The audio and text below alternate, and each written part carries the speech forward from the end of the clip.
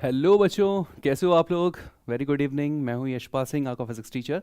और आज हम कवर करेंगे 9th आईसीएससी का chapter heat and energy. Okay, ठीक है। तो आज आईसीएससी का सिलेबस शुरू करने जा रहे हैं और हीट चैप्टर आपके सीबीएसई में नहीं है, ठीक है। ये सिर्फ आईसीएससी वालों के लिए ही है। तो यहाँ पर हम कवर करेंगे heat and energy chapter. Okay, ठीक है। तो टाइम वेस्ट ना करते हुए सीधा पॉइंट पे आते हैं कि क्या क्या चीज़ें आपको पढ़नी है। हम आपकी जो पब्लिकेशन है सेलिना, जो हर एक कंसाइज की जो बुक है, वो जो हर एक स्कूल में फॉलो होती है, हम उसकी बात करेंगे, ठीक है। तो टॉपिक वाइज वही चलती है, वही होती है। एक दो पब्लिकेशन और भी हो सकती हैं, बट सारे के सारे टॉपिक्स जो भी हम कवर करेंगे वो आपके हर एक पब्लिकेशन में दे रखे हैं, ठीक है। ओके, जो हमारा रेगुलर सिलेबस है, यानी कि उसकी बात कर रहे हैं हम, और कुछ नहीं, ठीक। तो ठीक है, आई होप आप लोग सब अभी अच्छे होंगे जहाँ पर भी हैं। और इससे पहले आपने जहाँ से भी पढ़ा होगा या कहीं पर भी पढ़ रहे होंगे, तो आई होप सब कुछ ऐसे समझ में आ भी रहा होगा आपके। बट फिर भी कुछ चीज़ें अगर ऐसी लगती हैं आपको कि ये वीडियो आपके लिए हेल्पफुल है, तो प्लीज़ चैनल को सब्सक्राइब ज़रूर करें और उसके बाद एक बार देखें कि मैं आपको क्या बताना चाहता हूँ, क्या पढ़ाना चाहता हूँ, ठीक है। तो ओके, तो I am going to start the new, like this is the new standard, that is 9th ICSE, okay, and I'm taking the chapter heat and energy, okay, जिसका हम पहला पार्ट आज पूरा कवर कर लेंगे, जो कि है हमारा हीट एंड टेम्परेचर के बारे में, पार्ट ए है ना। 4 पोर्शन दे रखा है, ए बी सी डी करके। लास्ट वाला ग्रीन हाउस इफेक्ट है ना। तो ए पार्ट जो है वो आज हम कवर करेंगे, हीट एंड टेम्परेचर वाला पार्ट, ठीक है। हीट का इंट्रोडक्शन हो जाएगा, टेम्परेचर के बारे में बातें हो जाएंगी, और साथ ही साथ सबसे इंपॉर्टेंट इस पार्ट में जो क्वेश्चन हर बार हर साल, ऐसा कोई स्कूल नहीं है जो वो ना पूछे, that is anomalous behaviour of water. सबसे मोस्ट इंपॉर्टेंटली हमको वही पढ़ना है, बाकी छोटी छोटी बातें भी हम कर लेंगे, ठीक है। तो ज़्यादा ध्यान हम उस टॉपिक पे देंगे, एनामोलस बिहेवियर ऑफ वाटर। वो एक्चुअली में ही हमारा पहला पोर्शन का टॉपिक है, ठीक। तो मैं यहाँ पर चैप्टर डाल दूँ, ठीक है। चैप्टर नंबर इतना मुझे ध्यान नहीं रहता, चैप्टर नंबर क्या चल रहा है क्या नहीं, बट हाँ, जो चैप्टर हमको पढ़ना है बेटा वो है हमारा chapter heat and energy. Okay, I think visible है सब कुछ, हीट एंड एनर्जी। ओके, तो यहां मैं शुरू करने आ रहा हूं पहला पार्ट, पार्ट ए, ठीक है। वो मेरा है heat and temperature along with plus anomalous behavior of water, anomalous behavior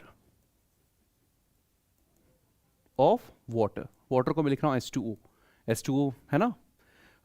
सबको पता ही है क्या होता है, वाटर होता है बेटा, ठीक है। तो पहली चीज हीट एंड टेम्परेचर की डेफिनेशंस की बात करते हैं, ऐसा ओवरऑल आती है बातें, ठीक। तो मोस्ट सिंपली एंड सोबर मैं बताने जा रहा हूँ आपको हीट क्या होती है। देखो, हीट सबसे पहली बात तो सिंपली अगर हम आपके स्टैंडर्ड से बात करें, ठीक है, इसके बारे में बहुत सारी चीज़ें हैं, बट अगर एक उस तरीके से बात करें कि हीट सिंपली एक फॉर्म ऑफ एनर्जी है जो कि टेम्परेचर डिफरेंस की वजह से फ्लो करती है, ठीक है। Heat is a form of energy which flows due to the temperature difference between the two bodies. Okay, तो इसकी डेफिनेशन है जो मैंने अभी आपको बोली है, ठीक है।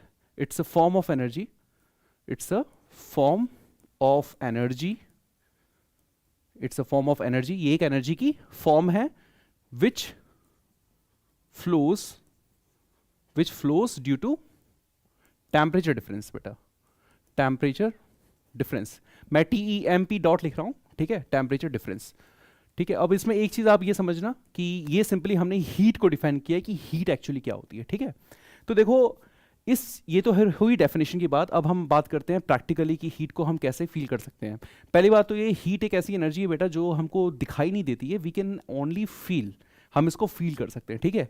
क्योंकि एक्चुअली जो हीट है ना, हीट की अगर हम बात करें तो ये फिजिक्स के माइक्रोस्कोपिक स्टडीज में इन्वॉल्व होती है, ठीक है। यानी कि इसको हम मैक्रो नहीं कह सकते, कि बस उस फेज में कह सकते हैं कि हम हीट को फील कर रहे हैं, हमको पता चल रहा है वाकई में हीट क्या है। मगर हम बात करते हैं यहाँ पर बहुत ही इंटरनली हीट की, क्योंकि हीट आपको पता है, अगर आप किसी भी मेटालिक रॉड को गर्म करते हैं तो उसके अंदर के जितने भी एटम्स होते हैं वो वाइब्रेट करना शुरू करते हैं, उनके वाइब्रेशन से एनर्जी एक जगह से दूसरी जगह जाती है, ठीक है। यानी कि वाइब्रेशनल काइनेटिक एनर्जी की फॉर्म में जो ट्रांसफर होती है एनर्जी, उसको हम हीट कहते हैं। हीट में हमको लगता है, ठीक है, जैसे किसी रॉड को हमने एक तरफ से गर्म किया, दूसरी तरफ हमको गर्म लगने लग जाता है। क्यों? क्योंकि जिस तरफ से हम गर्म कर रहे हैं वहां से वाइब्रेशन बढ़ रहे हैं, काइनेटिक मोशन बढ़ रहा है एटम्स का, वो जो एनर्जी है वो ट्रांसफर हो रही है एक एंड से दूसरे एंड की तरफ, ठीक है। आ रही बात समझ में? तो ठीक है, तो इतना आपसे इतना और डीपली नहीं पूछा जाएगा इसमें, बस इसमें सिंपली हीट क्या होती है, इसकी यूनिट क्या होती है, और भी ऐसी ऐसी छोटी छोटी बातें ही पूछी जाएंगी। तो हीट को तो हमने एक तरीके से ऐसे डिफाइन कर दिया।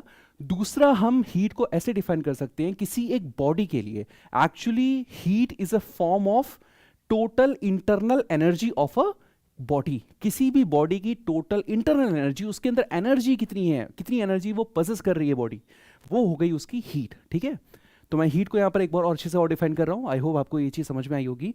ठीक है, ये तो सिंपली टेम्परेचर डिफरेंस की वजह से जो एनर्जी फ्लो करती है वो होती है हीट। ठीक है, जैसे यहाँ पर हमने एक फिगर भी बना सकते हैं आप, जैसे हर डायग्राम के साथ, हर एक कॉन्सेप्ट के साथ अगर हम फिगर बनाएं, ठीक है, और डायग्राम के साथ स्टेटमेंट लिंक्ड हो तो वहाँ अच्छे मार्क्स मिलते हैं आपको। ठीक, तो यहाँ मैंने फिर एक लिया, ये टेम्परेचर मैंने लिया T1 और ये टेम्परेचर इस एंड का लिया टेम्परेचर T2। ठीक है, और ये जो एंड्स हैं बेटा, इसको मैंने एक एंड मान लिया A एंड, इसको मान लिया मैंने B एंड। ठीक है, या मैं लिख देता हूँ, दिस इज 9th ICSE। ठीक है, सो इसको A एंड माना है, A दिख नहीं रहा होगा आपको, गंदा से लिखा हुआ है। ठीक है, ये एंड हो गया A, ये हो गया B। तो बेटा अब हमने यहाँ हम एज्यूम कर रहे हैं कि जो अगर T1 टेम्परेचर बड़ा है T2, तो एनर्जी हमेशा फ्लो होती है, हीट एनर्जी हमेशा फ्लो होती है, या कोई भी एनर्जी फ्लो होती है, हायर टू लोअर होती है ना। हायर टू लोअर हमेशा पोटेंशियल ड्रॉप भी होता है, हायर टू लोअर, और एनर्जी भी flow higher to lower temperature के बीच में करती है। अगर T1 का टेम्परेचर बढ़ा है तो ये जो ये फ्लो कर रही है ना, ये इसको मैं H लिख देता हूँ फिलहाल। यहाँ हीट से मैं इसको शो कर रहा हूँ कि heat is flowing from point A to point B due to the temperature difference, that is T1 is greater than T2। जो A पे टेम्परेचर है T1 और जो B पे टेम्परेचर है T2, वो क्या है, उनमें डिफरेंस है ना। तो हायर टेम्परेचर से लोअर टेम्परेचर की तरफ वो क्या होता है बेटा, फ्लो करती है हीट। ठीक, इतनी बात समझ में आ गई। तो ये सिंपल हीट है। और मैं यहां कहूं, ठीक है, it is defined as, it is also defined as the amount of internal energy of the molecules की इंटरनल एनर्जी भी बताता है कि वो बॉडी में कितनी हीट है। अच्छा, ये बात को मैं देखो रिलेट कर सकती, तो पहली बात तो समझ में आ रही होगी, बहुत सीधी सी बात है यार, ये लोग आप बहुत बार पढ़ चुके होंगे। सेकंड बात जो है, इसको मैं थोड़ा सा इसके ऊपर मैं रोशनी डालूंगा। ठीक है, कि ये चीज़ क्या लिखी हुई है मैंने, कि it is defined as amount of internal energy of the molecules. ठीक है, इंटरनल एनर्जी देखो ऐसा हो सकता है कि आपने कोई रॉड ली, आपने उसको हीटअप कर दिया। ठीक है, तो पहली बात तो आपने कोई रॉड पकड़ी और आप क्या कर रहे हैं, उसको कहीं पर आप लेकर जा रहे हैं। ठीक है, और एक जगह से वो गर्म कर रहे हो आप, तो दूसरी जगह आपको वो गर्म लगने लग गई। ठीक है, ये क्या हो गया, कंडक्शन हो गया। It is a mode of heat transfer, conduction हो गया। एक जगह से दूसरी जगह सारी की सारी हीट जो है वो कंडक्ट हो रही है, वो कंडक्शन हो गया।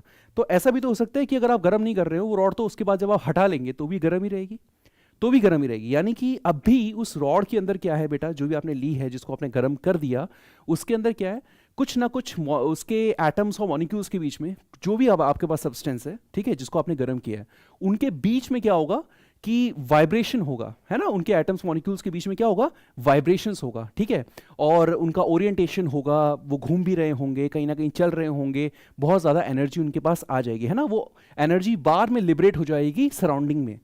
ठीक है, एनर्जी, क्योंकि बेटा किसी बॉडी का टेम्परेचर आप बढ़ा हुआ टेम्परेचर है, बहुत ज़्यादा टेम्परेचर है, सपोज आपने पानी रखा 80 डिग्री सेल्सियस, हाँ 80 डिग्री सेल्सियस पे हमने पानी रखा। ठीक है, बाहर आपने चाय रखी कहीं पर इस टाइप से ऐसे करके यहाँ पर, तो ये जो रखा हुआ है बेटा, ये सपोज करो इसका टेम्परेचर कितना है, 80 डिग्री सेल्सियस है टेम्परेचर। तो ये हम क्या हो जाता है, बाद में इसकी सारी हीट बाहर निकल जाती है सराउंडिंग में, और ये सेटल डाउन हो जाती है, रूम टेम्परेचर पे आ जाती है, जो भी आपको रूम टेम्परेचर रहता है 25 डिग्री सेल्सियस। ठीक है, वो रूम टेम्परेचर पे आ जाती है 25 डिग्री सेल्सियस। पता ऐसा क्यों हुआ, यानी कि इसके अंदर पहले इसके मॉलिक्यूल्स के बीच में बहुत सारे कोलिजन्स हो रहे थे, एनर्जी गेन की हुई थी उसने, क्योंकि आपने उसको उबाला था, गेन की हुई थी। अब क्या हो रहा है, वो धीरे धीरे करके it lowers down its temperature, यानी कि यहां पर क्या है कि टेम्परेचर के फॉर्म में हम हीट को मेजर कर रहे हैं। ठीक है, हीट को मेजर करने का सबसे अच्छा तरीका, जो एक नॉर्मल एक हमारे पास अडेप्टेबल हमारे पास जो एक सोर्स है, वो क्या है, टेम्परेचर है। टेम्परेचर से हम आसानी से देख सकते हैं कि बॉडी टेम्परेचर क्या है, और किसी भी कोई भी चीज़ है, सब्सटेंस है या कोई सिस्टम है, उसका टेम्परेचर क्या है, वो हम अच्छे से मेजर कर सकते हैं। तो ये जो एग्जांपल है बेटा, यानी कि इसके अंदर, इस वाटर के अंदर कुछ ना कुछ इसकी इंटरनल एनर्जी भी होगी। ओवरऑल जो इंटरनल एनर्जी इसको मिल रही होगी sum of total kinetic energy, potential energy, सबको ऐड कर दो तो टोटल ओवरऑल जो एनर्जी इंटरनल इसके अंदर आ रही होगी वो इसकी टोटल इंटरनल एनर्जी होगी। सो अगर किसी बॉडी से associated total internal energy of the molecules की अगर हम बात करते हैं तो वो भी बताती है कि उस बॉडी के अंदर कितनी हीट है। ठीक है, उस बॉडी के अंदर कितनी हीट है ये बताती है। बात समझ में आई? ठीक है, तो यानी कि यहां पर भी टेम्परेचर डिफरेंस है, मगर हाँ यहां हम सिर्फ एक आइसोलेटेड बॉडी की बात कर रहे हैं। कोई बॉडी है आइसोलेटेड है, एकदम अलग है, हम उसको अलग से गर्म नहीं कर रहे हैं, हीट दे नहीं रहे हैं, ना ही उसके अंदर ऐसे करके मतलब क्या है ना कि दो बॉडीज हमने ले ली, दो बॉडी के बीच में हीट ट्रांसफर हो रही है, हम इसी की बात नहीं कर रहे हैं। यहां हम सिंपल एक ही बॉडी की बात कर रहे हैं, एक आइसोलेटेड बॉडी है, ठीक है, उसकी बात कर रहे हैं कि उसके अंदर की हीट को हम डिफाइन कर सकते हैं कि उस पूरी बॉडी के अंदर कितनी काइनेटिक एनर्जी है, जो कि किस किस फॉर्म में हो सकती है। देखो अब ये इंटरनल एनर्जी बेटा किस किस फॉर्म में हो सकती है, मैं ये लिखने जा रहा हूं। ये इंटरनल एनर्जी हो सकती है, देखो रेड से मैं लिख रहा हूं, तो काइनेटिक एनर्जी के ई ऑफ द मॉलिक्यूल्स, या इसकी जगह एटम्स भी हो सकते हैं बेटा। सॉलिड है तो एटम्स होंगे, लिक्विड है तो मॉलिक्यूल्स होंगे लिक्विड के, है ना। और ये जो काइनेटिक एनर्जी होगी वो किस किस फॉर्म में हो सकती है, देखो वाइब्रेशनल फॉर्म में हो सकती है, it could be translational, TRANSLATION, translational, और आइदर ये हो सकती है किस फॉर्म में, वाइब्रेशनल, रोटेशनल फॉर्म में, ठीक है। तो इसकी बेटा जो जड़ की थ्योरी है इसकी, इस वाले की, ये जो चीज़ें मैंने लिखी हैं वो आपकी 11th क्लास में है, ठीक है। वहाँ पर जब हमारे फर्स्ट थर्मोडायनेमिक्स आप जब पढ़ेंगे, हीट एंड थर्मोडायनेमिक्स, ठीक है, उसके भी वीडियोस आपको इस चैनल पे मिल जाएंगे, ठीक है। तो वाइब्रेशनल, ट्रांसलेशनल और रोटेशनल की फॉर्म में, है ना, कि मॉलिक्यूल्स हैं वो घूम रहे हैं, वाइब्रेट कर रहे हैं, सारे के सारे घूम भी रहे हैं, वाइब्रेट भी कर रहे हैं, चल भी रहे हैं एक जगह से दूसरी जगह, है ना। क्योंकि कोई एक मॉलिक्यूल है वो यहाँ से यहाँ जा रहा है, फिर उसके बाद यहाँ से यहाँ जा रहा है, फिर यहाँ से यहाँ जा रहा है, इस टाइप से वो चल भी रहे हैं। तो ये जो जिगजैग जो ये मोशन होता है, ये ट्रांसलेशनल मोशन है। वो घूम रहा है तो वो मतलब कि रोटेशनल मोशन है, और अगर वो इस टाइप से वाइब्रेट कर रहा है तो वो वाइब्रेशनल मोशन है। समझ में आ गई बात? ठीक है, तो ये है सिर्फ और सिर्फ हीट के बारे में। तो इतनी, आई थिंक इतनी इंफॉर्मेशन काफ़ी है हीट के लिए। हम आगे बढ़ जाते हैं इसमें, ठीक है, इतनी जल्दी भी नहीं बढ़ते हैं, आप इसका स्क्रीनशॉट लेना चाहे तो ले सकते हैं। ये एक इंपॉर्टेंट बात है जो आप नोट कर सकते हैं बेटा, ठीक है। अगर आप लिख देंगे तो कोई भी आपके मार्क्स बिल्कुल भी नहीं काटेगा, कहीं से भी नहीं काटेगा, ठीक है। तो यानी कि हीट हम दो बॉडीज़ के बीच में डिफाइन कर सकते हैं, ज़रूरी नहीं है दो बॉडी के बीच में डिफाइन करें। Not only it is between two bodies, it can be for a isolated body. This is an isolated body, ठीक है। नीचे वाला जो स्टेटमेंट है हमारी। आगे बढ़ते हैं बेटा, इसकी यूनिट की बात करते हैं सीधा, बिना टाइम वेस्ट करते हुए। तो यहाँ मैं और भी इंपॉर्टेंट चीज़ें बताने वाला हूँ आपको। फिर यूनिट्स की बात करते हैं, यूनिट ऑफ हीट, हीट की यूनिट क्या होती है, ठीक है, ओके। क्योंकि मेजर पार्ट हमारा एनोमलस बिहेवियर है ना, तो मैं इसको एक शॉर्ट में आपको बता रहा हूँ, क्योंकि इसमें बहुत ज़्यादा भी नहीं पूछा जाता, यूनिट के अलावा टेम्परेचर पूछा जाता है बस, और छोटे मोटे कन्वर्जन आ जाते हैं, इससे ज़्यादा आता भी नहीं है, ठीक है। तो जितना आता है उतना ही मैं आपको बताऊँगा, ठीक। तो देखो यूनिट ऑफ हीट क्या है, वो हमारी है जूल, JOULE, ठीक है। जूल हमारे साइंटिस्ट भी थे, उनके नाम पर ही हम रखा हुआ है, ठीक है। और इसका जो सिंबल है बेटा वो J है, ठीक है। इसका सिंबल जो है वो क्या है, J से हम इसको क्या करते हैं, डोनेट करते हैं, J से, जूल, ठीक। तो अब आप कहेंगे कि एक जूल में कितनी एनर्जी, क्या क्या नहीं, है ना। तो अब देखो जूल की बात करें तो जूल को हम एक्चुअली न्यूटन मीटर में ऑब्वियसली डिफाइन कर सकते हैं, बट यहाँ पर अगर आपको हीट की लिखने आए यूनिट तो आप सिर्फ यही लिखेंगे बेटा, ठीक है। क्योंकि आपको पता है, आपने इसी स्टैंडर्ड में पढ़ा है जब आप मोशन चैप्टर पढ़ रहे थे, कि वर्क के बारे में आपने पढ़ा है, वर्क एंड एनर्जी चैप्टर में आपने पढ़ा है वर्क के बारे में, फोर्स है ना, which gives displacement to a body in the direction of applied, है ना। अब जहाँ अप्लाई करी गई है उस डायरेक्शन में अगर डिस्प्लेसमेंट भी हो जाता है तो वो चीज़ फोर्स इंटू डिस्प्लेसमेंट हमारे पास बॉडी के ऊपर किया गया वर्क के बराबर होता है। तो वर्क इज न्यूटन मीटर, है ना। तो अगर आपसे वैसे पूछा जाए तो आप इसको लिख देंगे, जो इसकी टेक्निकल यूनिट है वो न्यूटन मीटर है, जिसको हम कहते हैं बेटा जूल, है ना, ठीक है। हीट की यूनिट होगी, हीट और वर्क सभी की सभी तरह की एनर्जीज हैं, हीट की बात करें, वर्क की बात करें, या हम एनर्जी की बात करें, ऑल हैव सेम यूनिट्स, उन सबकी यूनिट्स सेम है। बात समझ में आ गई, ठीक। अब बेटा हम बात करते हैं जूल तो हो गया, अब ये तो हमारी बेटा MKS यूनिट है, ठीक है। MKS यूनिट है, आपको पता है दो सिस्टम होते हैं हमारे पास, फ्रेंच सिस्टम होते हैं दो टाइप के, ठीक है, MKS और CGS। MKS सिस्टम की और CGS सिस्टम में वही डिफरेंस होता है कि भाई लेंथ मीटर मास किलोग्राम टाइम सेकंड, और वहाँ पर CGS में क्या होता है, लेंथ सेंटीमीटर में, मास ग्राम में, टाइम सेकंड में, ये डिफरेंस होता है, ठीक है। तो ये तो आपको पता ही होगा, बहुत पहले से पढ़ते आ रहे होंगे। तो एम के सिस्टम में ये होती है बेटा, अगर हम सीजीएस सिस्टम में बात करें, सीजीएस सिस्टम में, तो यानी कि वहां पर क्या होगा बेटा, न्यूटन जो होता है हमारा, न्यूटन में वहां क्या होता है, डाइन होता है, डाइन इंटू मीटर का क्या होगा, सेंटीमीटर। तो ये हमारे पास सीजीएस होगा, डाइन सेंटीमीटर का सीजीएस होगा। अब सीजीएस में इसको हम बेटा क्या कहते हैं, ई आर जी, इसको कहते हैं हम अर्ज, इसको कहते हैं हम अर्ज, ठीक है। और 1 न्यूटन में 10⁵ डाइन्स होते हैं, 1 सेंटीमीटर में 10⁻² मीटर्स होते हैं। तो यहाँ पर क्या बन जाएगा, आपको पता है कि 1 जूल में बेटा कितने अर्ज हो जाएंगे, 10⁻7 अर्ज, क्योंकि अर्ज छोटी यूनिट है और जूल बहुत बड़ी यूनिट है। देखो यहाँ पे 100 लाख का डिफरेंस आ रहा है यहाँ पर, है ना, 100 लाख का डिफरेंस आ रहा है। तो 1 जूल इस 10⁻7 अर्ज होता है, ठीक है। इसमें कभी भी गलती ना करें आप, ये जो लिखा हुआ है, ठीक है, इसमें क्या है बेटा, देखो अगर आप इधर उधर करो तो कभी भी आप ये मत लिखना 1 अर्ज इज इक्वल टू 10⁻7 जूल, ये क्या हो जाएगा, बहुत बड़ा ब्लेंडर हो जाएगा, ठीक है। तो आप ऐसा कभी मत करना। यहाँ पर अगर हम बात करें 1 अर्ज की, जो कि एक हमारी सीजीएस यूनिट है उसकी हीट की, 1 अर्ज इज इक्वल टू 10⁻⁻7, इसको हम यहाँ नीचे क्रॉस मल्टीप्लाई करेंगे, उसके बाद ऊपर लेकर जाएंगे तो 10⁻⁻7 जूल हो गया, ये हमारी होगी यूनिट, ठीक है। तो अर्ज एक बहुत ही छोटी यूनिट होती है। एक और यूनिट होती है एम के सीजीएस की बात करें, अदर यूनिट्स की बात करते हैं बेटा, जो पूछी आती हैं अदर यूनिट्स की अगर मैं बात करूं तो वो यूनिट्स कौन सी हैं, ठीक है। तो पहली है बेटा कैलोरी, IE कैलोरी, आपने सुना होगा, जितने भी बॉडी बिल्डर्स वगैरह हैं, जिम वाले हैं, या क्योंकि कॉमन पीपल को तो पता ही नहीं होता है ना, कितने कैलोरीज लेना है, कितने कैलोरीज नहीं लेना है, या जो बहुत ही ज़्यादा ये कह लो कि फूड कॉन्शियस होते हैं, है ना, चीज़ों को लेकर बड़े कॉन्शियस होते हैं, डाइट कॉन्शियस होते हैं, तो उनको कैलोरी के बारे में काफ़ी पता होता है कि इतने से इतनी कैलोरी मिलती है, इससे इतनी कैलोरी मिलती है। तो कैलोरी एक्चुअली है क्या, जितने जूसेस हैं उसमें आपने देखा होगा नीचे लिखा रहता है 108 किलो कैलोरी, इस टाइप से नीचे ऐसे लिखा रहता है उसके नीचे, ठीक है।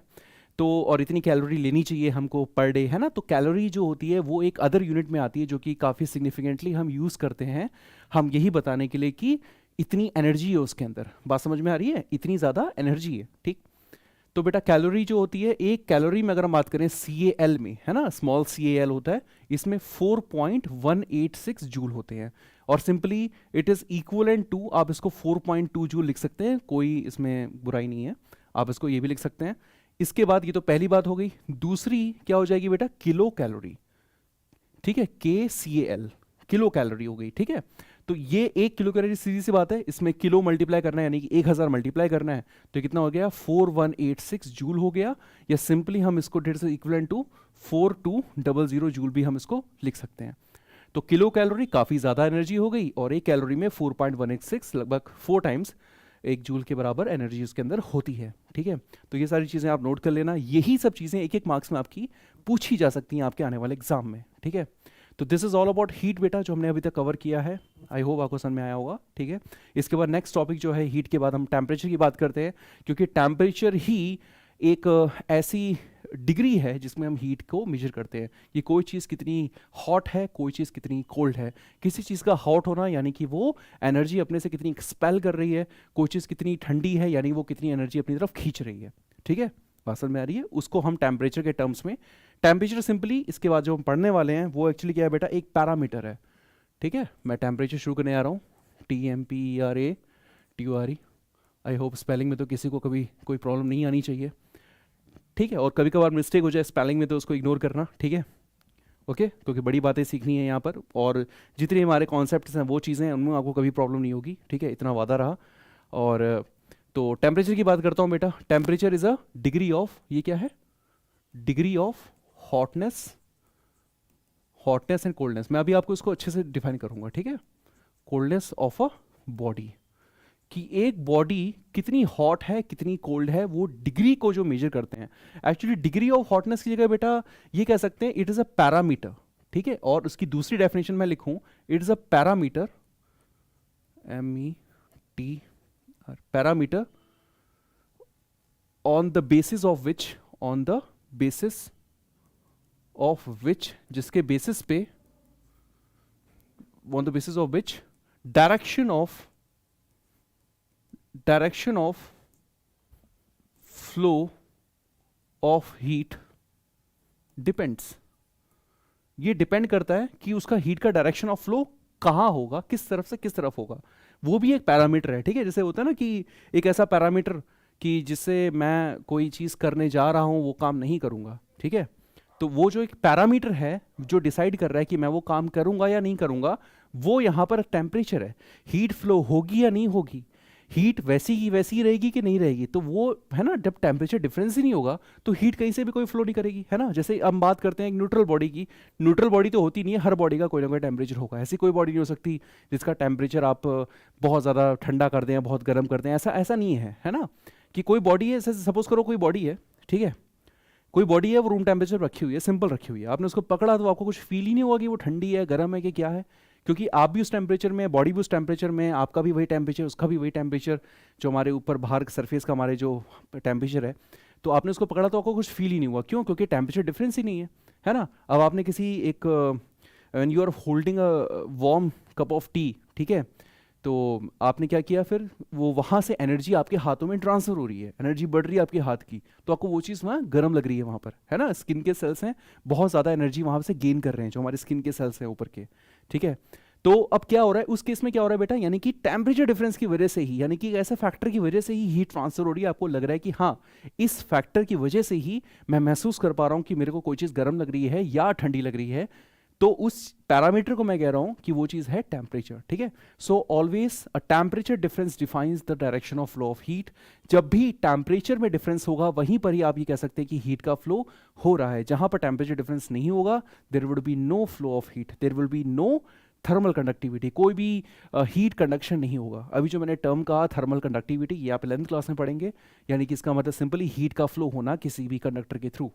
किसी कंडक्टर है, कोई मेटल है या नॉन मेटल है, कोई भी हो बेटा, कोई भी हो, हर किसी भी सब्सटेंस की अपनी अपनी थर्मल कंडक्टिविटी होती है कि कितना हीट कंडक्ट करेंगे वो, ठीक है। तो वो चीज़ बेटा डिपेंड करती है क्या, टेम्परेचर पे, टेम्परेचर डिफरेंस पे, सिर्फ टेम्परेचर पे नहीं, टेम्परेचर डिफरेंस पे, ठीक है। तो ये दो बेटा यहाँ पर हमारे डेफिनेशंस होगी जो मैंने आपको बताई हैं। इसमें से जो बेटा ये वाली जो मैंने लिखी है ना, ये नीचे वाली काफ़ी इंपॉर्टेंट है, ये आपकी बुक में भी दे रखी है, और ये वाली डेफिनेशन आप इसको मैं हाईलाइट कर रहा हूँ, इस डेफिनेशन पे जाइएगा।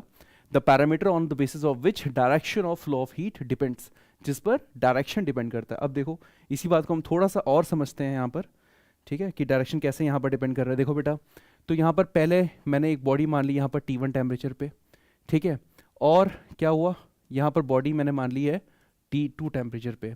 तो ये टेम्परेचर अगर बेटा क्या है, ये हॉट है, इसका टेम्परेचर ज़्यादा है, सपोज का टेम्परेचर मान लिया मैंने 80 डिग्री सेल्सियस, इसका टेम्परेचर, ये थोड़ी ठंडी सी बॉडी है 20 डिग्री सेल्सियस, जैसे अभी के टाइम पे बाहर रखी हुई है ना, बॉडी को ही हो गई 20 डिग्री सेल्सियस।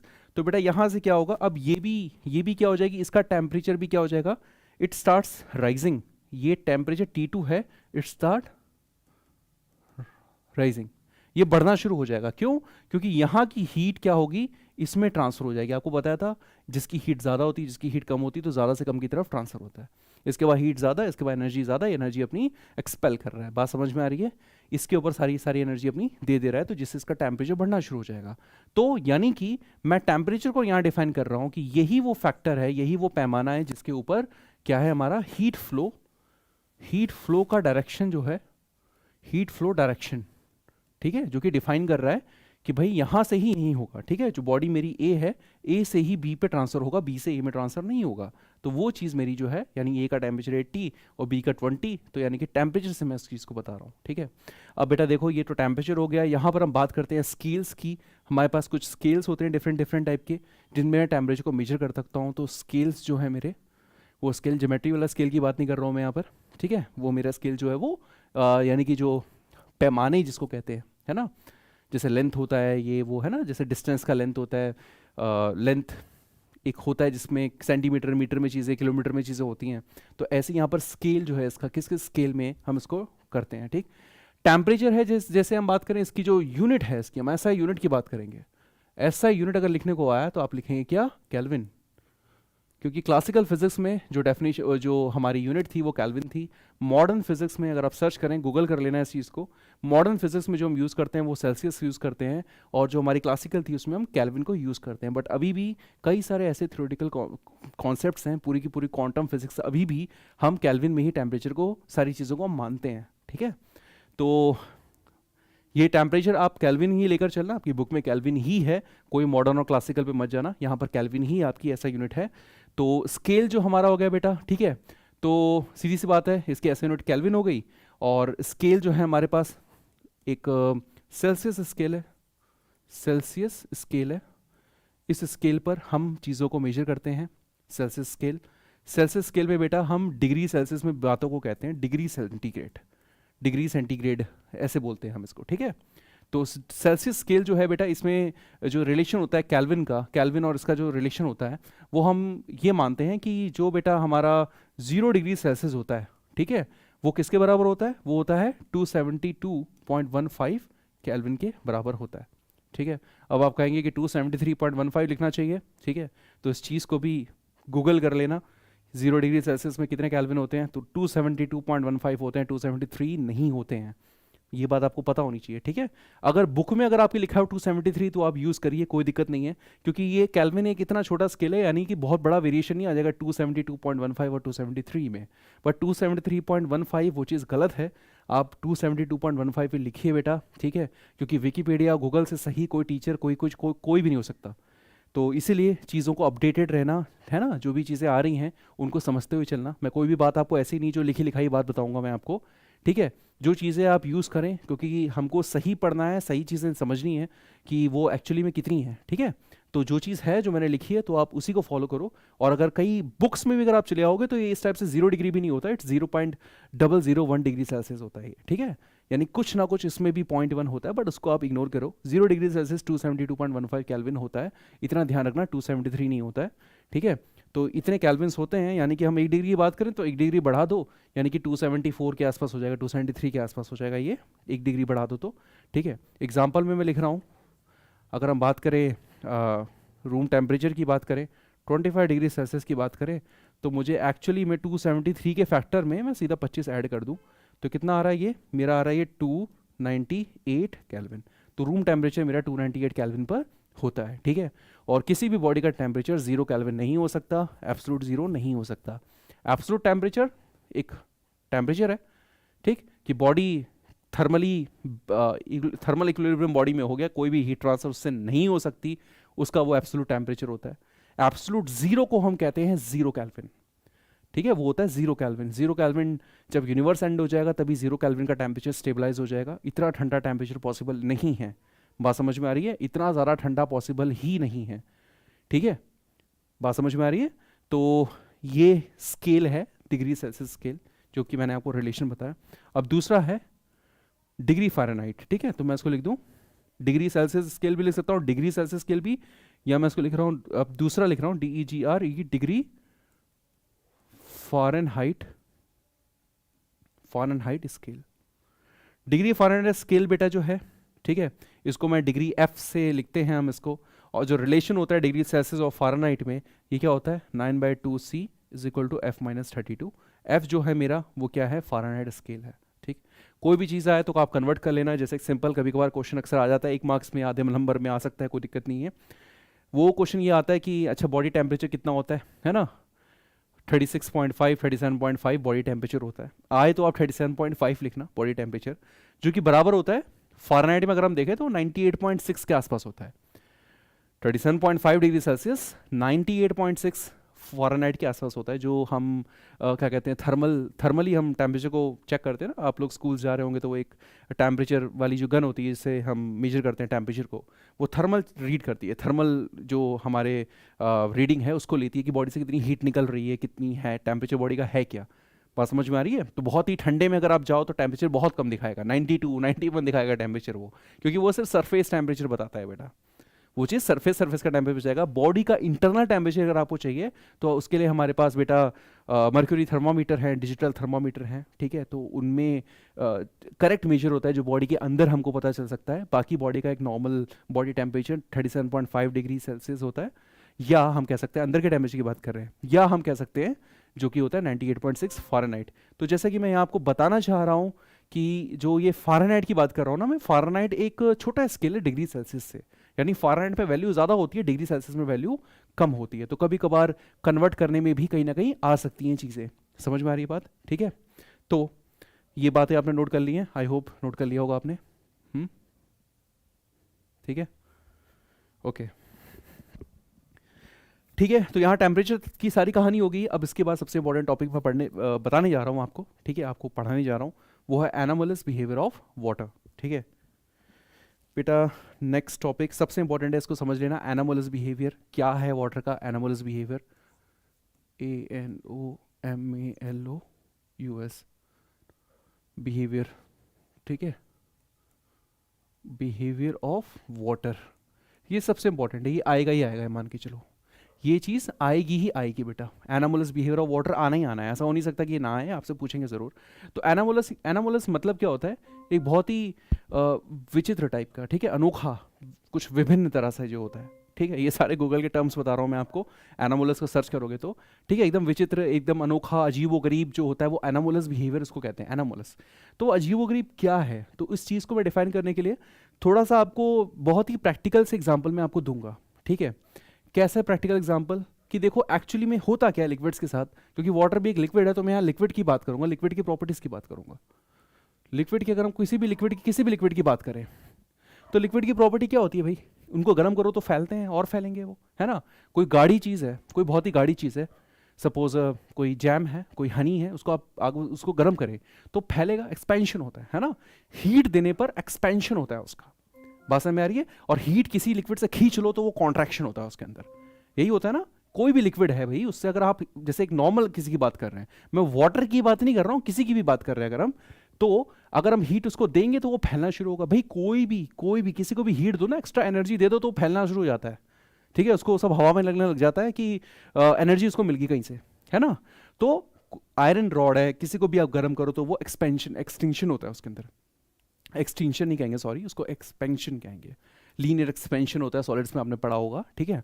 तो एक्सपैंड होना शुरू हो जाता है। यहां पर वाटर के साथ उल्टा होता है, ठीक है, वाटर के साथ यहां पर उल्टा होता है। वाटर क्या करते हैं, जब वाटर को हम क्या कहते हैं, हीट अप करते हैं, तो वो पहले बेटा क्या होता है, कॉन्ट्रैक्ट होना शुरू होता है।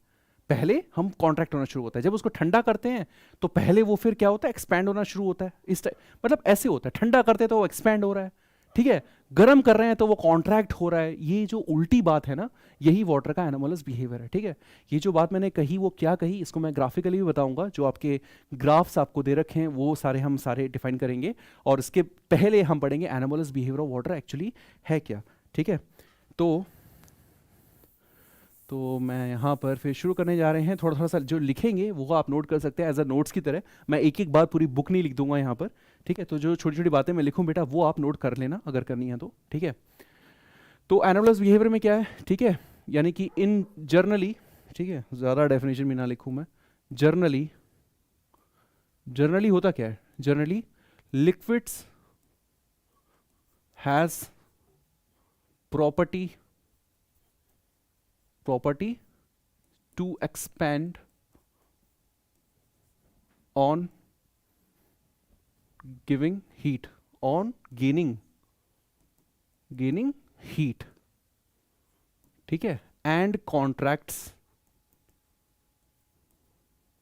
on आप कह सकते हैं कॉन्ट्रैक्ट करते हैं कब, जब ऑन लीविंग हीट कह सकते हैं हम इसको, ठीक है। मैं बहुत ही सिंपल लैंग्वेज में लिख रहा हूँ बेटा, ये लैंग्वेज कहीं पर कहीं से भी मैच नहीं करेगी, ये मेरी खुद की लैंग्वेज है, ठीक है। तो लिख सकते हैं, कोई दिक्कत नहीं है, मैं आपको समझा ही रहा हूँ बातें सारी यहाँ पर, ठीक है। तो कॉन्ट्रैक्ट करते हैं जब भी उनमें हीट लीव करते हैं, अभी वो हीट निकालेंगे अपनी, तो क्या करते हैं, कॉन्ट्रैक्ट करते हैं, यानी कि जब ठंडे होते हैं, when they are cooled on leaving heat, ठीक है। मैं इसको लीविंग हीट तो कोई ज़्यादा ही गंदा सा लग रहा है, मैं इसको थोड़ा सा सही लिखूँ, ठीक है। Contracts on expel of heat, ठीक है, when they are cooling down, when they are cooling down, they are cooling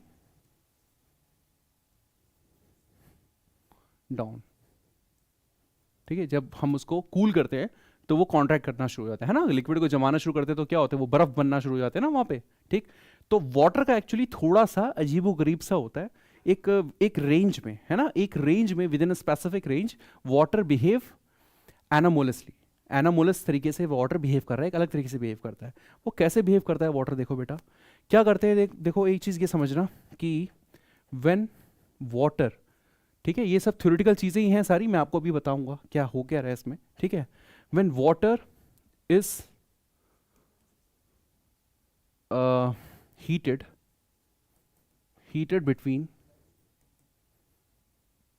between तो नहीं लिखो, इसको मेंशन कर देता हूँ मैं, हीटेड फ्रॉम कहाँ से, देखो इसको समझना, ये ज़रूरी है, 0 डिग्री सेल्सियस से 4 डिग्री सेल्सियस। मैं इसको हीट कर रहा हूँ, मैंने मेंशन किया है 0 डिग्री सेल्सियस से 4 डिग्री सेल्सियस में। ये क्या होगा बेटा, होना चाहिए एक्सपेंड, होता है क्या ये, कॉन्ट्रैक्ट। बात समझ में आ रही है, ये क्या होगा, इट कॉन्ट्रैक्ट्स। ठीक है, एंड अगर ये कॉन्ट्रैक्ट होगा तो इसका वॉल्यूम जो होगा बेटा, इसका वॉल्यूम वो क्या होगा, वॉल्यूम, उसका वॉल्यूम कम होगा कि ज्यादा होगा, उसका वॉल्यूम वहां पे कम हो जाएगा, है ना, एंड इट्स वॉल्यूम, ठीक है, वॉल्यूम डिक्रीजेस, उसका वॉल्यूम कम हो रहा है। देख लो एनामोलस बिहेवियर बेटा, एक अलग तरीके से मैं आपको बता रहा हूं, अलग क्या, वो चीजें बातें सारी की सारी वही हैं। तो यहां पर जो मैंने आपको बताया कि जब हम करेंगे तो ये क्या हो रहा है, उल्टा हो रहा है ना, कॉन्ट्रैक्ट हो रहा है, हम हीट कर रहे हैं तो वो कॉन्ट्रैक्ट हो रहा है इसके बीच में, और वॉल्यूम उसका डिक्रीज हो जा रहा है, यहाँ पे वॉल्यूम उसका डिक्रीज हो जा रहा है। क्लियर हो रही है बात, वॉल्यूम जब कम हो जाएगा तो सारे के सारे मॉलिक्यूल्स पास पास आ जाएंगे, एकदम पास पास आ जाएंगे। जब पास पास ऐसे आ जाएंगे तो हम ये कहेंगे कि इसकी डेंसिटी बढ़ना शुरू होती है, डेंसिटी इसकी बढ़ना शुरू होगी, क्योंकि बेटा कोई भी चीज है, अब अगर आप उसको कंसोलिडेट करेंगे, कम करेंगे, एकदम कम कम कम कम करेंगे, उसको एकदम पैक कर देंगे, क्लोजली पैक हो जाएंगे, तो डेंसिटी उतनी जो मतलब कहते हैं ना कि पार्टिकल्स के बीच में जो गैप है वो सारे के सारे गैप्स कम हो जाएंगे। ठीक है, तो उसकी डेंसिटी हमारी इंक्रीज हो जाएगी, volume decreases and density increases. इसी के ऊपर ग्राफ है, इसी के ऊपर हमारा एक ग्राफ है कि वॉल्यूम कम होता है, डेंसिटी इंक्रीज होती है। ठीक, और अगर मैं दूसरी बात करूं यहां पे, ठीक है, ये तो होगी पहली बात, ये होगी यहां पर पहली बात। अब दूसरी बात अगर मैं यहां करूं तो दूसरी बात क्या है, वो भी बात इसी से ही रिलेटेड है। वो बात ये है कि when water is cooled, sorry COOLED, cooled down from, cool कर रहा हूं तो मैं थोड़ा सा ये इसका जो कलर मैं लूं, ब्लू कलर लेता हूं, cool down from 10 degree celsius to 4 degree celsius तक अगर मैं कूल करूं, ठीक है, 10 से 4 तक कूल कर रहा हूं, ये तो कूल करना हुआ ना भाई, 10 से 4 पहुंचाना यानी कि ठंडा करना हुआ। ठीक है, अब ठंडा करूंगा तो आप मेरे साथ बोलिए, मेरे साथ सोचिए, इट क्या होगा, वो होना चाहिए, उसको कॉन्ट्रैक्ट होना चाहिए, but it expands and at 4 degree celsius पे इट्स डेंसिटी, ठीक है, जो उसकी डेंसिटी है बेटा क्या हो जाएगी, and it density becomes maximum, उसकी डेंसिटी क्या हो जाएगी, मैक्सिमम हो जाएगी। ठीक है, बात समझ में आ रही है। तो जब ऐसा होगा, देखो कॉन्ट्रैक्शन हो ये रहा है, इसके होने की वजह से वॉल्यूम कम हो रहा है, डेंसिटी इसकी बढ़ रही है। ठीक है, पहले केस में। और दूसरे केस में बेटा क्या हो रहा है, जब हम कूल कर रहे हैं इसको, सीधी सी बात है, जब हम कूल करेंगे तो एक्सपैंड होगा, एक्सपैंड होने की वजह से बेटा होगा क्या, उसका वॉल्यूम बढ़ जाएगा और उसकी डेंसिटी उसकी कम होना शुरू हो जाएगी, ये कह सकते हैं हम। ठीक है, उसी के ही मतलब कि करस्पॉन्डिंग हम दूसरी बात कह सकते हैं, यहाँ पे लिख सकते हैं। वैसे आपको ज़्यादा फालतू लिखने की जरूरत नहीं है, पहले ही बात इंपॉर्टेंट है, इसी से ही हमारे सारे के सारे जो भी ग्राफ हैं वो बन जाएंगे। ठीक है, जो भी ग्राफ है हमारे वो इसी से ही बन जाएंगे, कोई दिक्कत नहीं होगी उसमें। बात समझ में आ गई। ठीक है, तो अब इसी के ऊपर बेटा हम ग्राफ बनाने वाले हैं कि anomalous behaviour, this is the anomalous behaviour of water. इसके 2 एप्लीकेशंस भी आपके बुक में दे रखे हैं, यानी कि जो एक्वेटिव लाइफ प्रिजर्व रहती है, इतने बहुत ज़्यादा ठंडी के सीजन्स में भी ऊपर पूरी नदी में बर्फ़ जम जाती है, पूरे ओशंस में बर्फ़ जम जाती है, मगर फिर भी नीचे एक्वेटिक लाइफ प्रिजर्व रहती है, वो रहती है, फिर भी नीचे एक्वेटिक लाइफ पूरी की पूरी रहती है। एक तो वो, दूसरा कि सर्दियों में जो पाइप होते हैं वो ब्रस्ट कर जाते हैं, सर्दियों में जो पाइप होते हैं वो क्या कहते हैं, फट जाते हैं। वो ऐसा क्यों होता है, एनामोलस बिहेवियर की वजह से ही होता है। तो ये 2 इसके इंपॉर्टेंट एप्लीकेशंस हैं, वो हमको पढ़ने हैं। ठीक है, तो आज में हम वही पढ़ लेंगे।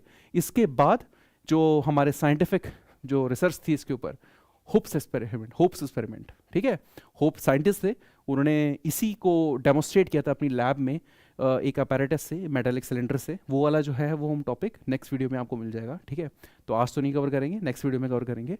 तो ठीक है बेटा, तो यहाँ पर डेंसिटी इसकी मैक्सिमम हो जाएगी 4 डिग्री सेल्सियस पे। ठीक है, तो बस इतना ही इसमें लिखना है। इसके बाद आप नेक्स्ट जो मैं आपको ग्राफ बताने जा रहा हूँ, वो ग्राफ काफ़ी इंपॉर्टेंट है।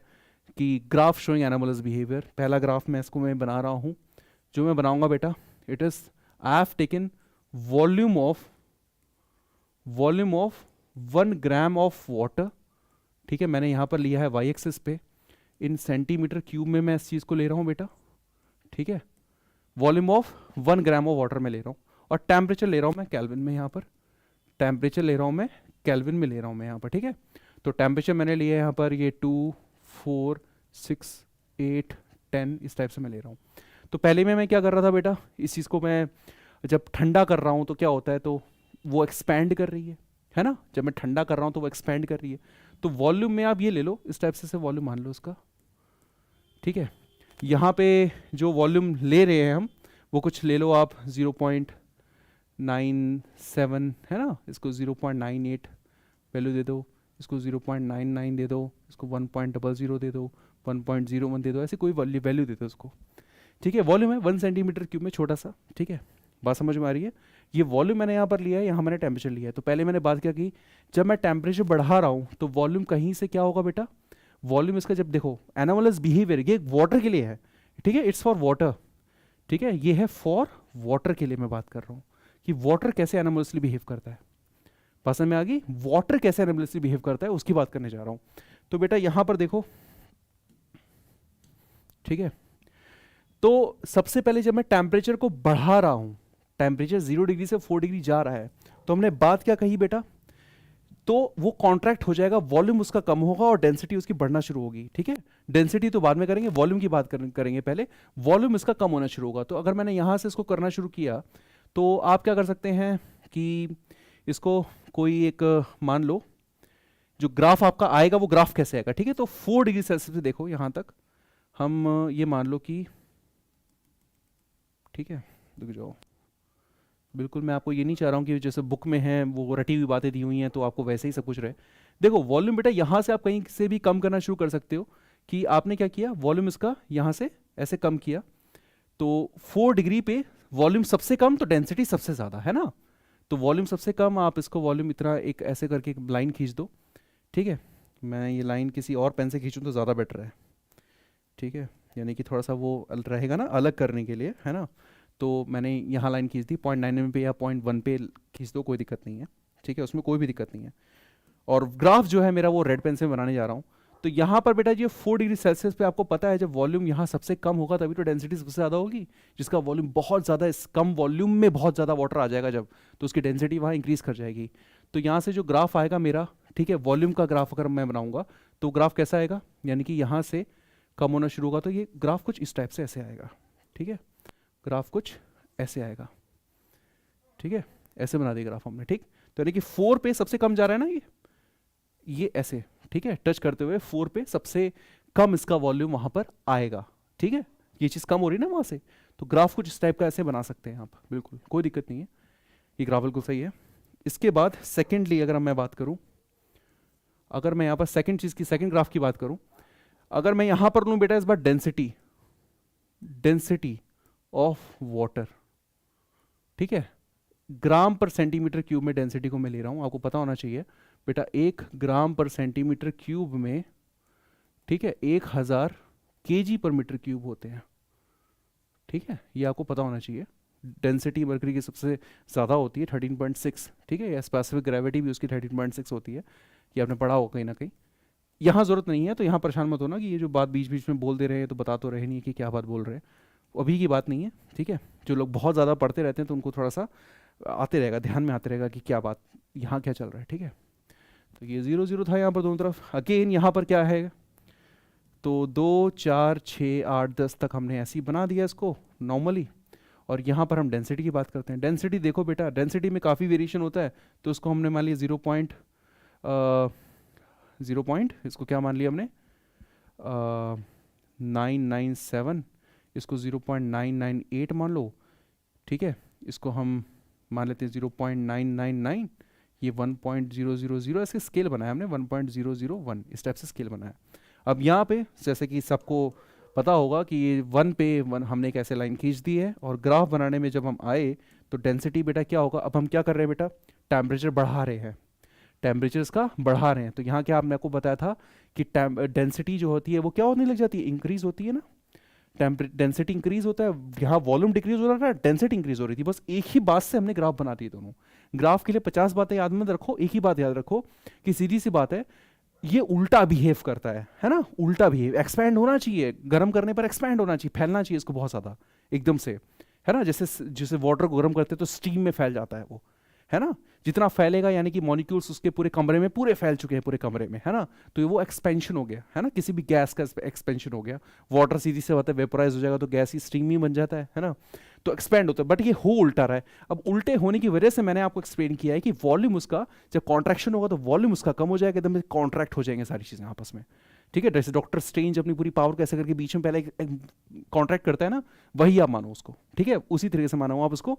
Volume decrease, density increase. अब जैसे डेंसिटी क्या है, वाटर तो उतना ही है, वाटर तो उतना ही है, तो आप उसने और आपने उसकी डेंसिटी को बढ़ा दिया। डेंसिटी यही होती है।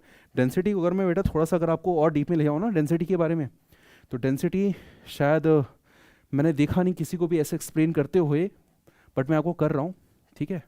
हमारे टीचर थे, ट्यूशन टीचर, उन्होंने हमको एक्सप्लेन किया था हमारे टाइम में कि बेटा अगर हम 1 सेंटीमीटर का एक क्यूब ले लें, जिसका क्यूब 1 सेंटीमीटर क्यूब हो जाएगा, ठीक है, इसके अंदर कितना कोई चीज डाल सकते हो आप, कितना ग्राम डाल सकते हो, वो होती है उसकी डेंसिटी।